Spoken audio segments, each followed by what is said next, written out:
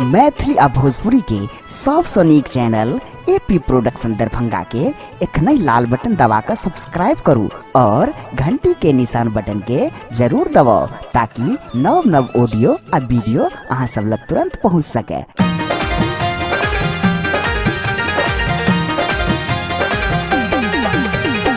एखन अपने सब सुन रहल छी एपी प्रोडक्शन के प्रस्तुति। सुनो सुनो बहिना है गाबै दुर्गा माँ के महिमा गान। चलो चलो बहिना है गाबै दुर्गा माँ के महिमा गान। नित्य दिन भोरे हो नित्य दिन भोरे भाव विभोरे स्तुति वंदन तान। चलो चलो बहिना है चलो चलो बहिना है गाबै दुर्गा माँ के महिमा गान।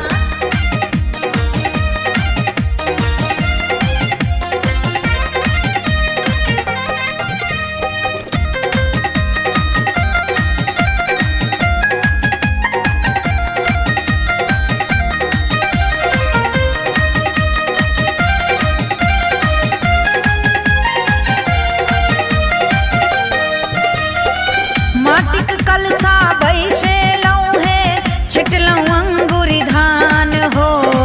माटिक कलसा बैसेलौं है छिटलौं अंगूरी धान।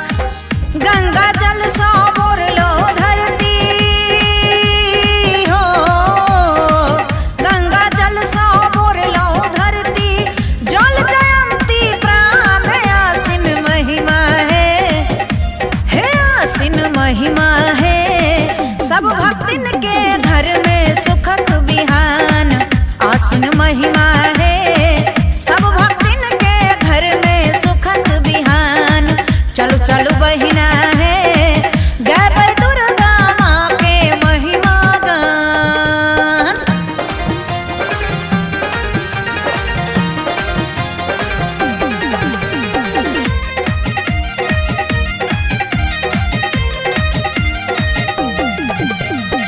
लाल लाल अरहुल के माला संग अपराजित फूल हो।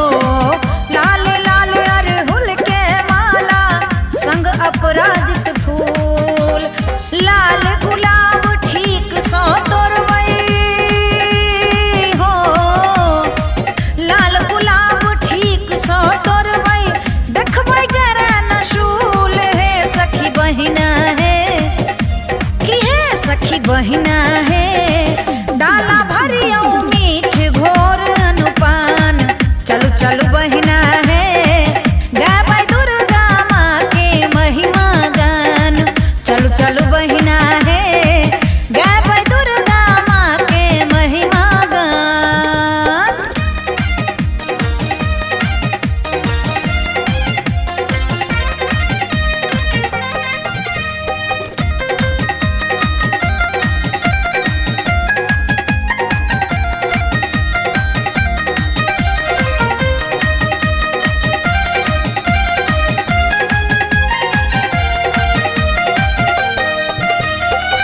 माला 56 भोग सजलियै दीप सजल रही बात हो। माला 56 भोग सजलियै दीप सजल रही बात। श्वेत मखानक खीर बनलियै हो श्वेत मखानक खीर बनलियै। देखियौ भरल परात जहिना तहिना है जहिना तहिना है। मंत्र न जानी करब भक्ति गुणगान जहिना तहिना है। मंत्र न जानी करब भक्ति गुणगान। चलो चलो बहिना है गाबै दुर्गा माँ के महिमा गान।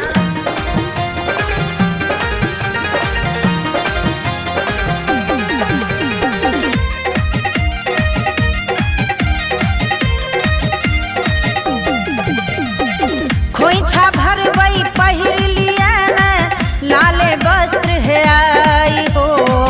खोइछा भरबै पहिर लिया न लाले वस्त्र है आई।